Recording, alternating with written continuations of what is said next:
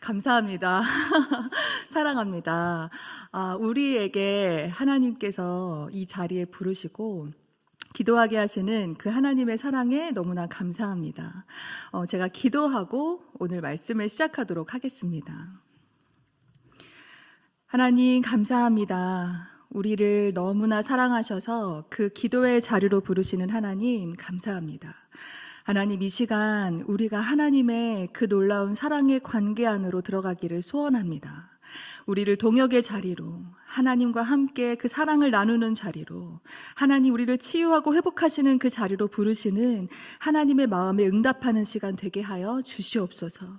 주님 사랑하시는 천안청성교회 모든 성도들 안에 하나님 마음을 부으사 주의 마음으로 기도하며 하나님 말씀으로 살아가는 모든 성도님들 될 수 있도록 주님 축복하여 주시옵소서.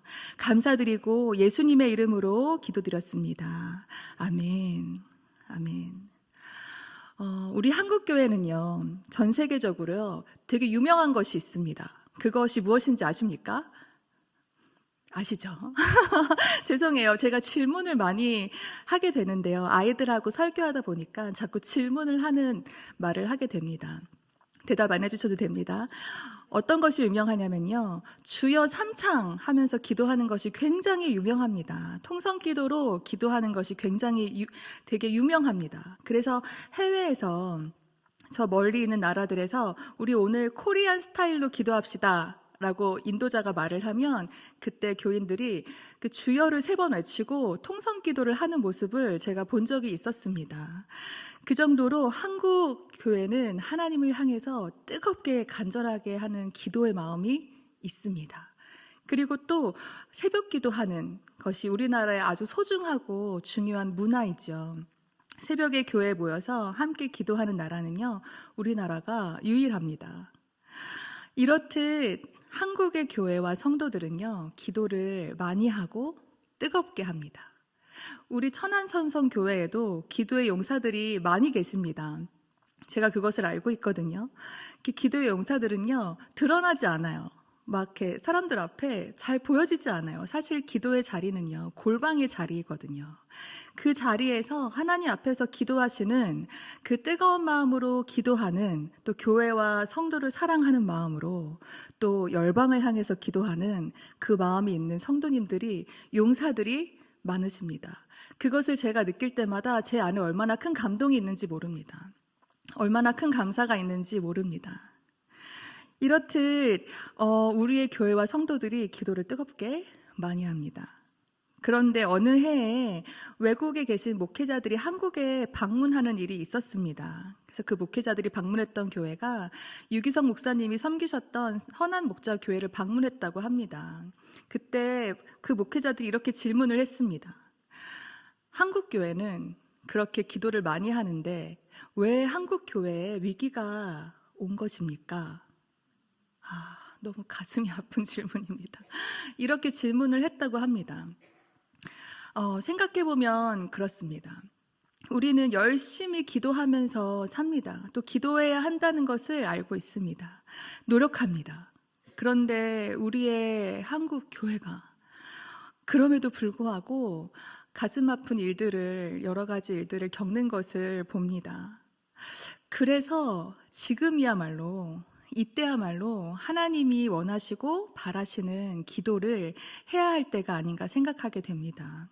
오늘 설교를 통해서 우리가 조금 더 하나님 앞에 성숙한 기도, 하나님이 원하시는 기도, 우리의 기도를 돌아보고 점검하는 시간이 될 수 있기를 소원합니다. 첫 번째는요, 살펴보고 싶은 첫 번째는 우리 기도의 방향입니다. 우리의 기도의 방향이, 우리 기도의 초점이 어디에 맞춰져 있는지 우리가 살펴보아야 합니다. 그 당시에 유기성 목사님이 그 질문을 받고 어떻게 대답을 하셨냐면, 한국교회가 기도를 많이 한 거 사실이다. 하지만 우리의 기도의 방향이 잘못되어 있는 것 같다. 이렇게 이야기를 하셨다고 합니다. 우리의 기도의 방향이요, 나 자신에게 맞춰져 있을 때가 너무나 많습니다. 기도의 중심에 내가 있는 거예요. 나 자신. 기도가 나로부터 시작되는 거예요. 기도의 방향이 그렇게 된다면 조금씩 잘못되게 나아갈 수가 있습니다. 물론 처음에는요, 우리가 기도를 시작할 때 나 자신으로부터 기도를 시작합니다. 처음에 저희 아이들이 기도를 배울 때요, 어떻게 기도를 하기 시작했냐면 장난감을 잃어버린 거예요. 하나님, 저 장난감 찾아주세요. 이 기도를 처음 하기 시작했었거든요. 그래서 제가 그 기도를 할 때 하나님, 아이들이 하나님 앞에 기도를 했는데 이 기도에 응답을 하셔야 아이들이 하나님 앞에서 응답받는 기도를 경험할 수 있게 되지 않겠습니까? 제가 옆에서 중보기도 했습니다. 아이가 정말 좋아하는 레고 조각 하나가 없어져서 사실은 그날 오전 내내 찾아 헤맨 거예요. 아이가 엄마한테 엄마 장난감을 잃어버렸다. 하나님께 기도하겠다. 하나님이 찾아주실 거라 믿는다. 그래서 하나님 제 장난감 찾아주세요 할 때 저는 옆에서 간절한 마음으로 하나님 이 기도에 응답하지 않으시면 아이가 하나님이 응답하시는 분인 것을 배우지 못할 수도 있지 않겠습니까? 하면서 응답해 주세요. 기도하고 다 찾아봤던 거실로 나갔을 때 거실 소파에 그 장난감이 딱 놓여져 있는 것을 아이와 함께 경험하고 아이가 와 하나님이 나의 기도에 응답하셨다 이렇게 고백했던 시간이 있습니다. 어린아이들의 기도는 그렇죠.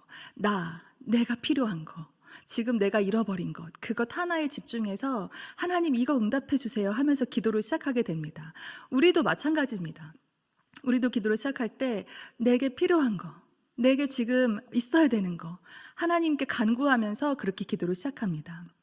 하나님은 우리의 기도를 들으시는 분이십니다. 믿으십니까? 아주 작은 소리로 기도할 때에도 하나님이 다 들으십니다. 그런데 하나님께서는 우리의 기도가 거기에 머물러 있기를 원하지 않으십니다.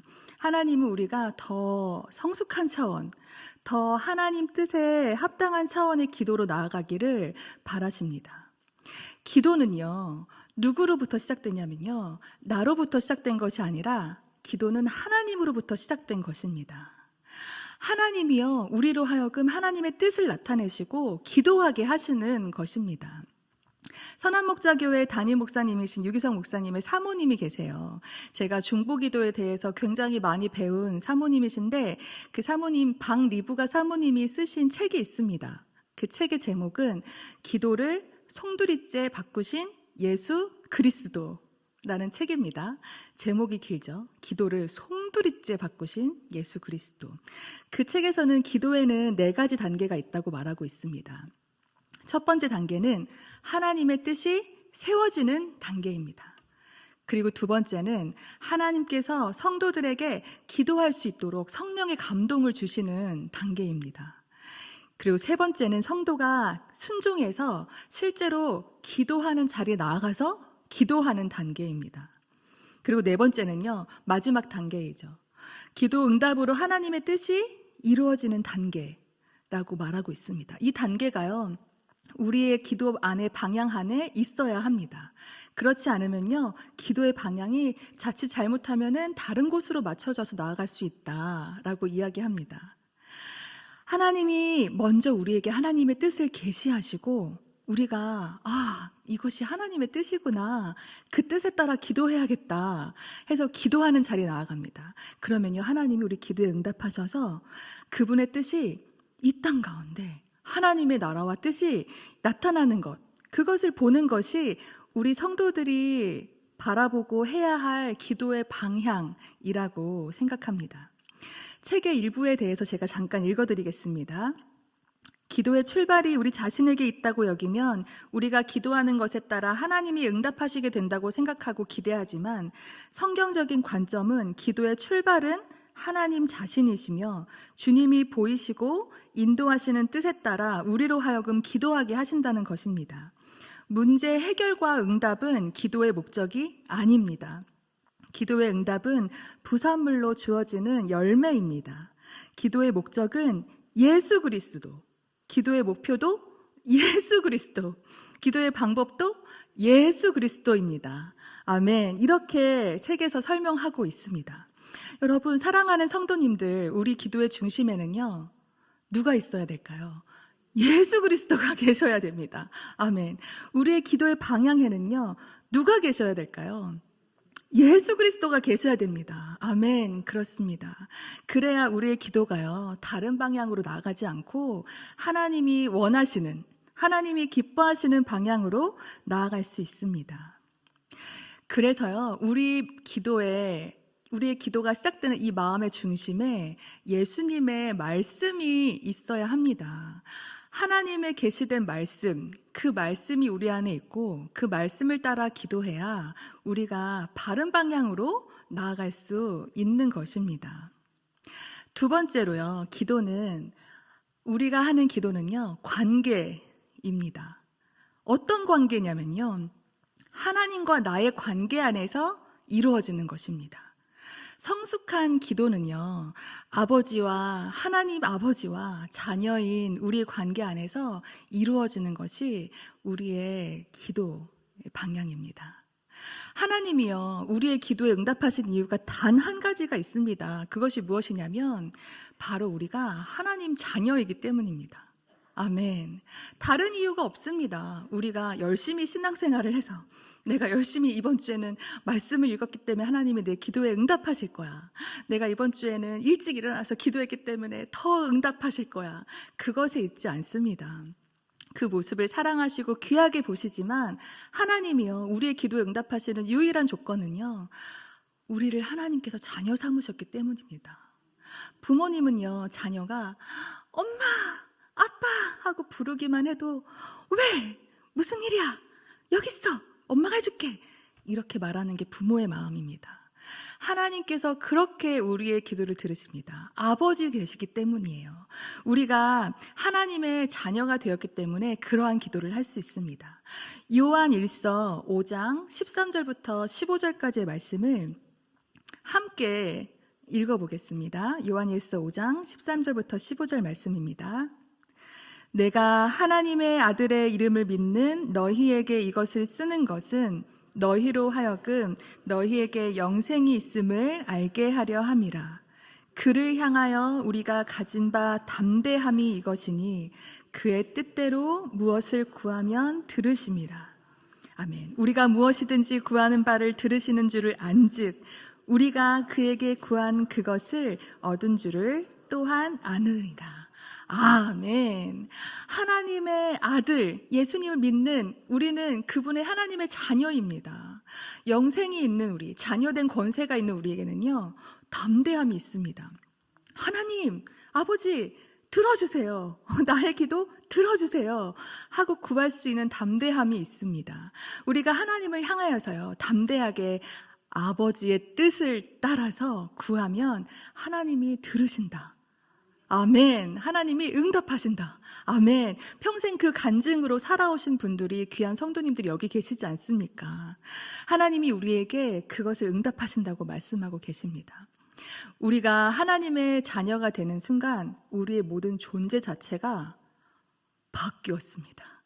이전에는요, 죄의 자녀였는데 하나님의 자녀가 되면서 그냥 우리의 모든 존재가요, 일부분 바뀐 게 아니라, 대부분 바뀐 게 아니라 완전히 바뀌어버리게 되었습니다. 그래서 하나님의 자녀는요, 기도로 살아야 됩니다. 기도로 살고 기도로 다른 이들을 살리면서 살아야 됩니다. 그것이 우리의 어떤 존재의 목적이기도 하고 이유이기도 하고 살아가야 될 우리의 부르심이기도 합니다.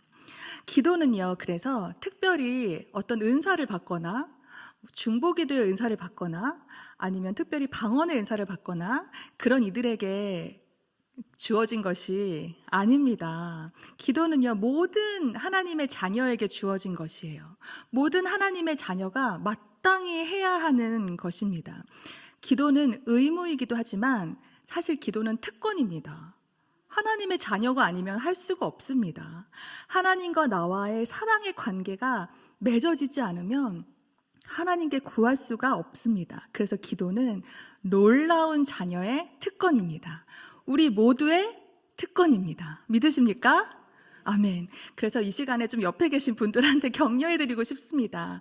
어떻게 격려하고 싶냐면요, 우리는 기도해야 하는 사람입니다. 이렇게 인사하실까요?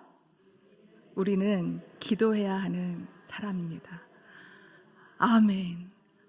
아멘. 우리 모두에게는 기도하게 하시는 하나님의 은혜가 있습니다. 하나님의 자녀인 우리가 살 길은요, 기도입니다. 아멘. 기도와 말씀을 통해서 살아갈 수 있는 생명을 하나님이 공급하십니다. 그래서요, 기도하는 것은요, 자랑거리가 돼서는 안 됩니다. 왜냐면요, 기도는요, 우리가 밥 먹듯이 해야 되는 것이고 숨을 쉬듯이 해야 되는 것인데, 마치 기도가 특별한 일인 것처럼 자랑이 되거나 드러나는 일이 되거나 해서는 안 됩니다. 기도는요, 자연스럽게 하나님 안에서 자녀가 마땅히 해야 할 의무와 특권인 것이기 때문입니다. 기도는 하나님 아버지의 사랑을 누리는 사랑의 관계 안에서 이루어지는데요, 종이 주인에게 제발 들어주십시오, 막 제발 이것을 이뤄주십시오, 이렇게 요청하는 것이 아니라요, 우리의 기도는요, 아버지의 사랑을 받는 자녀가 우리를 사랑하시는 아버지에게 당당하게 요청할 수 있는 것, 그것이 우리의 기도입니다. 그럼 세 번째로, 하나님이 우리로 하여금 왜 기도하게 하시는가? 이 질문이 저에게는 오랜 시간 동안 제 안에 있었던 질문입니다. 왜 하나님께서는 굳이 기도라는 그 힘든, 사실 쉽지 않지 않습니까? 기도가 행복하고 즐겁기도 하지만 어떤 때는 열심히 내 몸을 쳐서 복종하지 않으면 너무나 쉽게 안 할 수 있는 일이 기도이기도 합니다. 그래서 하나님이 왜 기도라는 방법으로 역사하실까? 왜 하나님은 나한테 기도하라고 하실까? 그 이유가 무엇일까? 고민했습니다. 하나님은 우리가 기도하지 않아도 이미 다 아시는 분이시고 이미 우리를 다 사랑하시고 모든 문제를 내가 간구하지 않아도 해결할 능력이 있으신 분이시잖아요. 모든 온 세계를 구원할 수 있는 능력이 있으신 분이신데 하나님이 도대체 뭐가 부족하시길래? 능력이 부족하신가? 아닌 것 같은데. 하나님이 그럼 내 도움이 필요하신가? 아닌 것 같은데. 왜 하나님이 근데 나에게 기도하라고 하시는가? 그것에 대해서 오랫동안 궁금했던 시간이 저에게는 있었습니다. 하나님이 저에게 기도를 가르치신 시간이 있었어요. 그 시간이 좀 긴 시간이었습니다. 중학생이던 시절부터 대학교를 졸업한 이후까지 제가 세어보니까 한 10년 정도? 이렇게 완전히 응답되었던 시간까지 합하면 한 12년 정도? 그 시간 동안 하나님이 기도를 가르치셨던 시간이 있었습니다. 그 기도 제목은 저희 가정이었습니다. 오랜 시간 동안 가정을 위해서 제가 제일 처음 중보기도를 시작한 대상이 저의 가정, 특히 아버지, 어머니였습니다. 설교의 시간 관계상 자세한 과정을 제가 다 설명하지는 못하지만 그 10여 년의 시간 동안 가정을 위해서 기도하게 되면서 제가 깨닫게 된 것은요, 하나님이 기도할 사람을 결렬된 틈에 서서 하나님 앞에서 하나님 마음을 구하면서 기도하는 사람을 찾으시는구나. 아멘. 하나님께서는 기도하는 자를 찾으십니다. 그래서 하나님께서는 제가 하나님 앞에 나아가서 기도하는 시간을 너무나 기뻐하신다는 것을 제가 알게 되었습니다. 저의 처음 기도의 시작도 나로부터 시작된 것이 맞죠. 나의 가족, 나의 아버지, 예수님을 믿지 않고 저렇게 방황하는 나의 아버지 위해서 너무 아프고 힘들어서 기도한 거, 울면서 기도한 거, 그것이 저의 기도의 시작이 맞습니다. 근데 하나님이요, 거기서 기도를 그 자리에 머물러 있게 하지 않으시더라고요. 그 기간 동안 기도하면서 하나님이 기도하는 자리에 있는 저에게 하나님의 사랑을 부어주시는 거예요. 아멘. 하나님의 사랑이요, 날마다 저를 뜨겁게 치유하시는 거예요. 저는 분명 우리 당장에 당면한 경제적 문제, 아버지의 문제, 어머니의 문제 위해서 학교 끝나고 갈 데가 없어서 교회 가서 기도하고 어디 갈 데가 없어서 울 데가 없어서 교회 가서 울고 기도하고 했지만 하나님은 제가 그 자리에 머물러 있게 하지 않으시고 하나님의 뜨거운 사랑으로 저를 치유하기 시작하시는 것을 경험했습니다. 이처럼 오랜 시간을 통해서 또 기도의 응답이 제가 10년 동안, 12년 동안 기도했다는 것은 그만큼 기도가 응답이 되지 않았기 때문에 오랜 시간 기도했다는 뜻이죠. 꿈쩍도 하지 않는 거예요. 기도의 대상들이 바뀌지 않는 거예요. 그래서 하나님이 내 기도를 과연 듣고는 계시는가? 이런 생각을 할 때도 있었는데 부인할 수 없는 건 그 기도의 자리에서 하나님이 저를 계속해서 치유하시고 만지시고 회복하시고 하나님의 사랑을 저에게 부어주심을 제가 경험했습니다. 하나님이요, 우리에게 기도하게 하시는 이유는요, 하나님이 우리를 왜 기도하게 하시냐면요, 우리가 하나님께 기도하고 그 응답을 기다리고 그 응답을 구하고 마침내 응답을 받고 그 모든 과정을 통해서 하나님이 알려주고 싶으신 게 있으셨던 거예요. 내가 너의 아버지다. 내가 너와 함께한다. 내가 너의 기도 가운데 함께하고 내가 너를 사랑한다. 그것을 가르치시기 위해서 오랜 아픔의 시간을 주셨더라고요. 겉으로 보기에는 기도가 응답되지 않고 변하지 않는 그런 시간에도 사실 우리는요, 그 시간 동안 하나님의 뜨거운 사랑에 붙들려 있는 시간입니다. 믿으십니까? 마침내요, 하나님께서 그분의 그 약속을 이루시는 것을 보게 되는 것을, 우리 자녀들에게 허락하신 그 하나님의 사랑을 경험하게 되는 놀라운 축복의 시간입니다. 기도의 시간을 통해서요, 우리는 하나님 아버지와 하나됨을 누리게 됩니다. 그래서 하나님이 기도하게 하시는 거라고 생각합니다. 기도의 자리는 분명 하나님과 하나 되고 하나님을 사랑하고 나를 향한 하나님의 사랑을 경험하는 그 사랑의 자리입니다. 모두 그러한 시간이 있지 않으셨습니까? 아멘. 그러한 시간이 이제까지 우리를 여기까지 인도했다고 생각합니다. 그래서 하나님이 우리에게 기도하게 하시는 겁니다. 사랑하는 성도 여러분, 도저히 기도하지 않으면 안 되는 상황 가운데 계시는 분들이 혹시 계십니까? 그렇다면 슬퍼하지 마시고 도리어 하나님 앞에 기뻐함으로 기도하시기 바랍니다. 하나님이 나와 함께하기 원하셔서 이 기도의 시간을 주시는구나. 하나님이 나를 너무 사랑하셔서 하나님과의 그 기도의 동역의 자리로 나를 부르시는구나. 와, 하나님 정말 나를 사랑하시는구나. 이렇게 기쁘게 받아들이시기를 바랍니다. 기도의 자리, 혹시나 그 잠시 사랑의 자리를 놓치신 분들이 계시다면 다시 하나님과의 그 뜨거운 사랑의 자리, 기도의 자리를 되찾을 수 있기를 간절히 소원합니다. 하나님은 우리를 그 사랑의 자리로 초대하고 초청하고 계십니다. 아멘. 네 번째로는요, 우리가 기도할 때 우리가 영적 전쟁을 하게 됩니다. 오늘 말씀 본문에도요, 영적 전쟁에 대한 부분이 말씀 본문 앞에 나와 있는데요, 그 영적인 전쟁을 해야 될 때 우리의 싸움의 대상이 무엇인지, 싸움의 대상이 누구인지 알아야 할 필요가 있습니다. 기도는요, 영적인 전쟁입니다. 우리 삶에 찾아오는 수많은 공격과 도전이 있는데요, 그것과 싸워내는 것이 기도의 힘입니다. 아멘. 오늘 본문인 에베소서 6장을 보면요, 우리 본문 위에를 보면은 전신갑주에 대해서 나와 있습니다. 말씀이 너무 길어서 다 읽지는 않았지만 전신갑주는 누구에게 필요한 것일까요? 맞아요. 바로 전쟁에 나가는 군인들에게 필요한 것이죠. 전쟁에 나가서 싸워야 되는 군인들에게 필요한 전투의 장비가 바로 전신갑주입니다. 오늘 본문에서요, 바울은 성도에게 분명히 싸움이 있는데 마귀를 대적하는 싸움이 있다라고 말하고 있습니다. 우리는 이것을 영적 전쟁이라고 부릅니다. 성도의 삶에는요, 영적인 전쟁이 당연히 있습니다. 내 삶이 너무 평온하고 아무런 갈등이 없고 전쟁이 없다면 내가 지금 예수님을 잘 따라가고 있는 거 맞는가? 이렇게 돌아보셔야 됩니다. 성도의 삶에는 영적인 전쟁이 있습니다. 우리는 이 전쟁을 위해서 무장해야 되고 동시에 우리의 싸움의 대상이 누군지 명확하게 알아야 될 필요가 있습니다. 제가 소개해드리고 싶은 영화가 한 편 있는데요, 그 영화는 지금 앞에 나오는 것처럼 제목이 워룸이라는 영화입니다. 한국어로는요, 기도의 힘이라는 제목을 가진 영화입니다.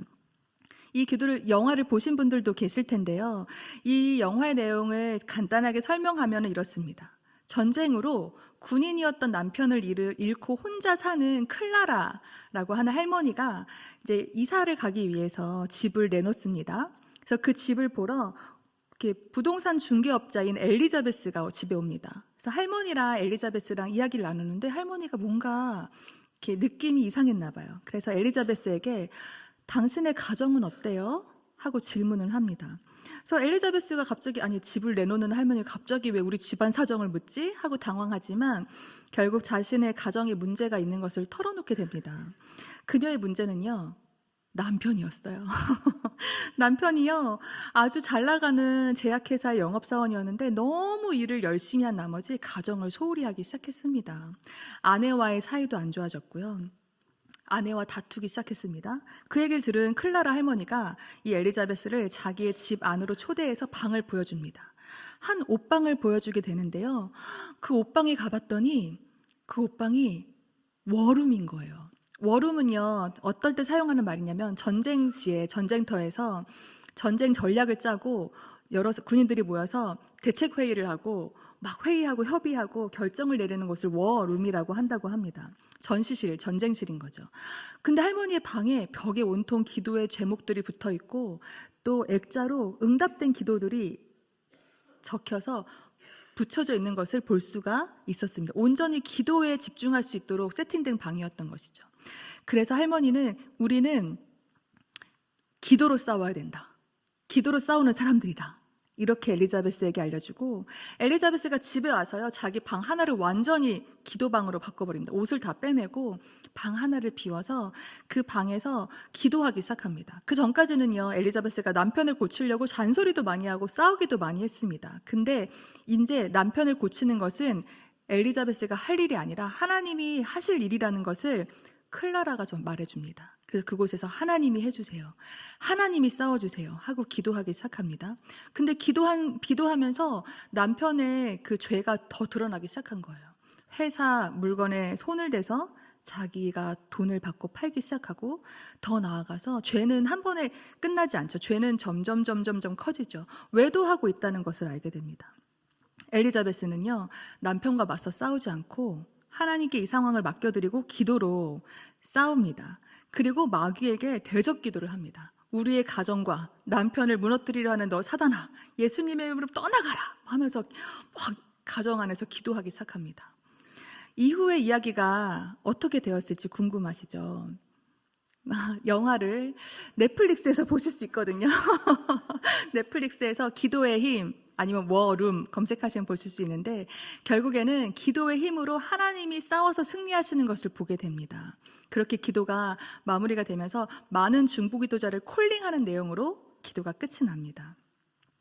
오늘 본문인 에베소서 6장 11절 12절에서는요 이렇게 말씀하고 있습니다. 마귀의 간계를 능히 대적하기 위하여 하나님의 전신갑주를 입으라. 우리의 씨름은 혈과 육을 상대하는 것이 아니요 통치자들과 권세들과 이 어두움의 세상 주관자들과 하늘에 있는 악의 영들을 상대함이라. 아멘. 바로 이것입니다. 영화에서 엘리자베스가요, 남편과 싸우지 않고 악한 영들과 싸우기 시작합니다. 우리의 싸움의 대상이요, 말씀에서 나와 있습니다. 우리의 싸움의 대상은 혈과 육을 상대하는 것이 아니라고 합니다. 그 말은요, 사람하고 싸우는 것이 아니라는 뜻입니다.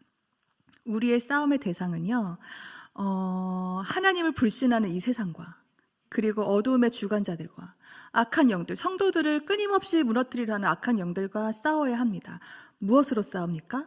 말로 싸웁니까? 기도로 싸워야 하는 것입니다. 그것이 우리의 싸움입니다. 하나님께서는요, 성도들이 서로 싸우기를 원치 않으세요. 사람들은요, 우리 싸움의 대상이 아닙니다. 혹시 가족 안에서 다툼이 있으십니까? 아니면은 교회 안에서 성도들 간에 또 어떤 마음이 상하는 일로 다툼이 있을 수 있죠. 또 이웃과도 이 이웃이 너무 말이 안 되게 나를 힘들게 해서 다투게 될 수 있죠. 근데 하지만 성도가 정말 조심해야 될 것은 우리의 싸움의 대상은 사람이 아니라는 사실입니다. 사람은요, 사랑의 대상이지 싸움의 대상이 아닙니다. 그러면 우리는 누구와 싸워야 하느냐? 악한 영들과 싸워야 하는 것이 성도입니다. 그러면 어떻게 싸워야 할지 말씀으로 계속 나누기를 원합니다.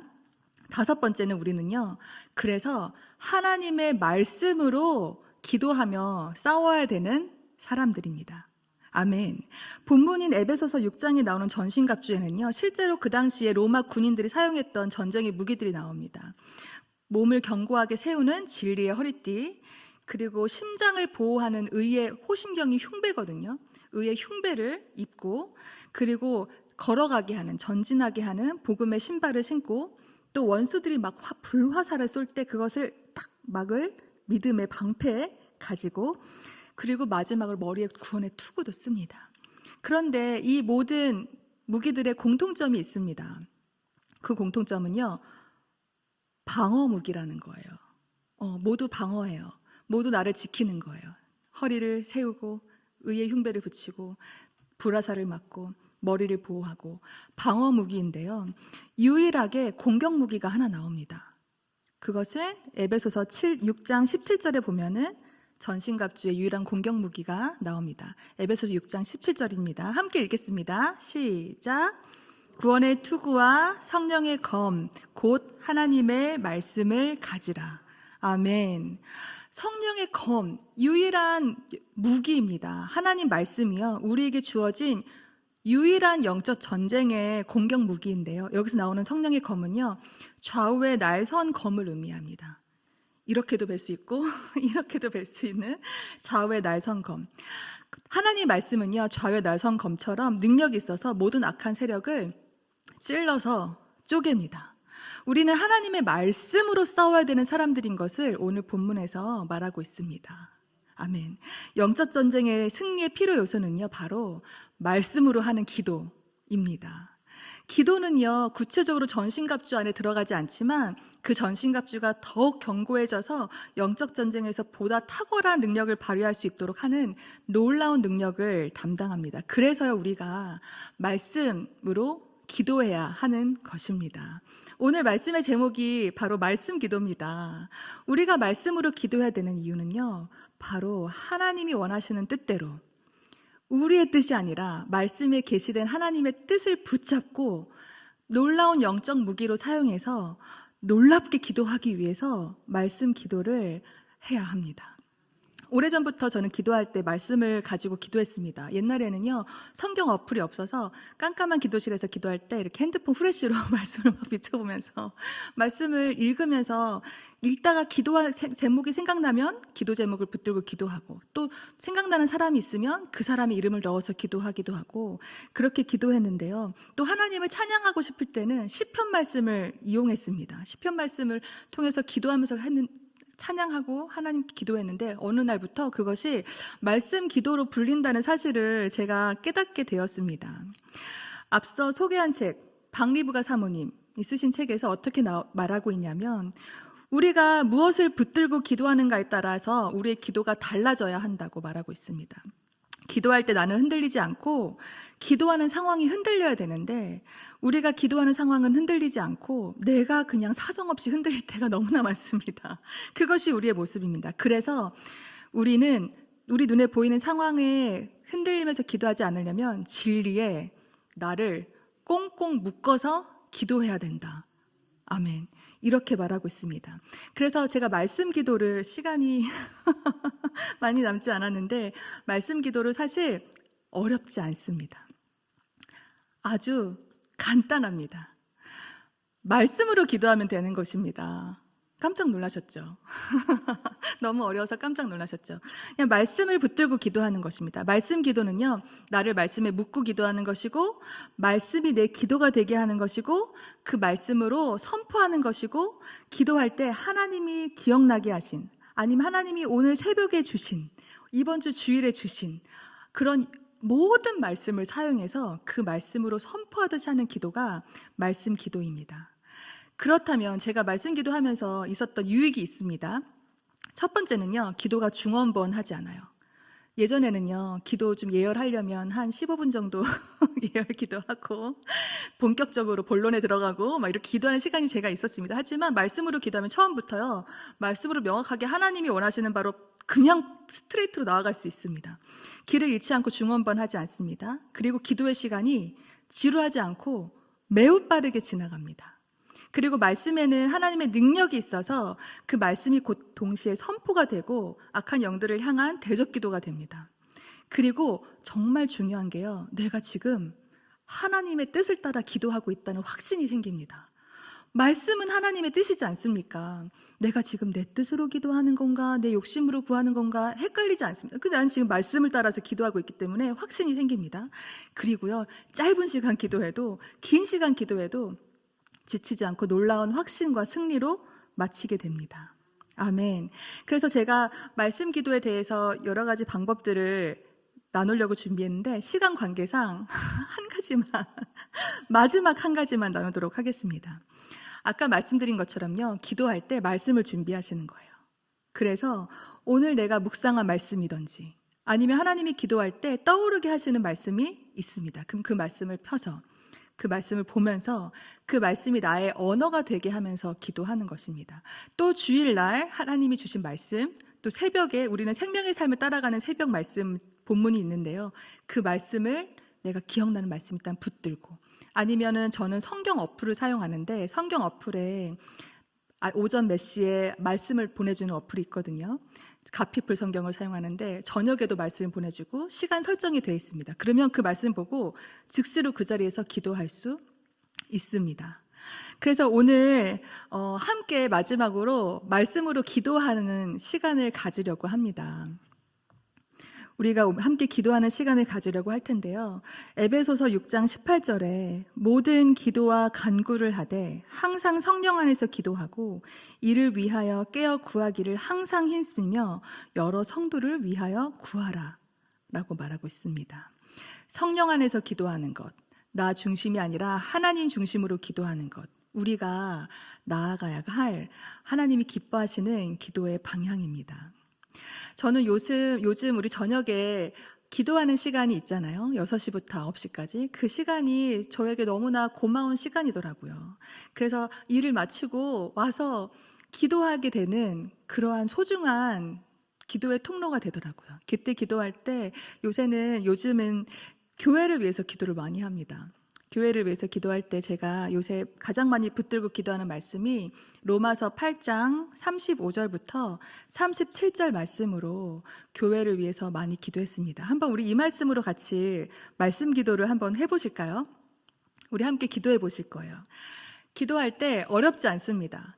말씀을 펴시고 그 말씀을 한번 읽고 저는 그 말씀을 믿는다라는 어떤 의지로 아멘 그렇습니다를 외치고 그 말씀을 붙들고 그 말씀을 나의 언어로 바꿔서 기도하기 시작합니다. 제가 한번 보여드릴게요. 로마서 8장 35절부터 37절 말씀입니다. 누가 우리를 그리스도의 사랑에서 끊으리요? 환난이나 공고나 박해나 기근이나 적신이나 위험이나 칼이랴. 기록된 바 우리가 종일 주를 위하여 죽임을 당하게 되면 도살당할 양같이 여김을 받았나이다 함과 같으니라. 그러나 이 모든 일에 우리를 사랑하시는 이로 말미암아 우리가 넉넉히 이기느니라. 아멘. 말씀을 읽고 저는 아멘. 주님 그렇습니다. 하나님 우리 천안천성교회를 그리스도의 사랑에서 끊을 수 있는 것은 그 어느 것도 없습니다. 환난이나 공고나 박해나 기근이나 그 어떠한 것도 하나님의 사랑에서 우리 천안천성교회를 끊을 수 없는 것을 이 시간 선포합니다. 우리가 고난 중에 있지만 아픔 중에 있지만 우리를 사랑하시는 우리 교회를 사랑하시는 하나님의 사랑으로 말미암아 우리 교회를 넉넉히 이기게 하시는 것을 제가 이 시간 믿습니다.